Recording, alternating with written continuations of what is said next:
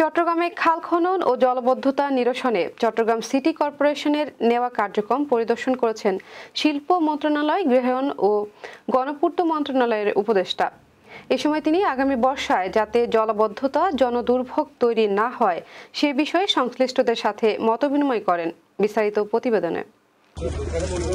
চট্টগ্রাম নগরীর বদ্ধরাট, বারৈপাড়া ও ১৬০০ সুনিয়া মাদ্রাসা খাল খনন কার্যক্রম পরিদর্শন করেছেন অন্তর্বর্তী সরকারের শিল্প মন্ত্রণালয় এবং গৃহায়ন ও গণপূর্ত মন্ত্রণালয়ের উপদেষ্টা আদিলুর রহমান খান।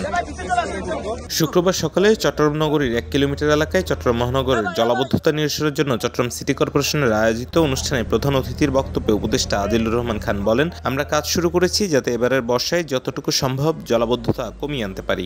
আমরা চেষ্টা করছি শহরের ভেতরে যতগুলো নালা ও সমুদ্র নদীতে পানি যাওয়ার প্রবাহ সেগুলো চালু রাখার, পরের বর্ষায় যাতে পানি চলে যাওয়ার মতো অবস্থা হয় সেজন্য আমরা কাজ করছি।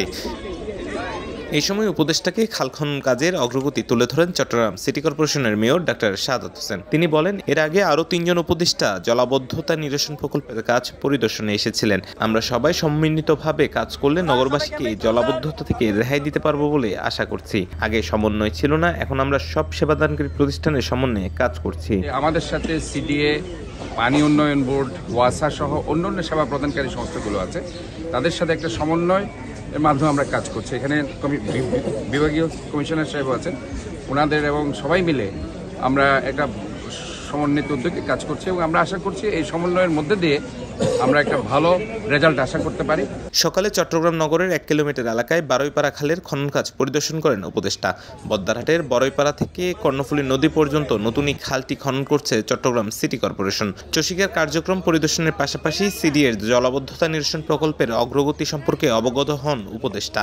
সন্ধ্যায় চট্টগ্রাম সার্কিট হাউসে নগরীর জলাবদ্ধতার বিষয়ে সংশ্লিষ্ট শীর্ষ কর্মকর্তাদের সঙ্গে মত বিনিময় করেন উপদেষ্টা Adilur Rahman Khan. Desk report, CBN TV, USA।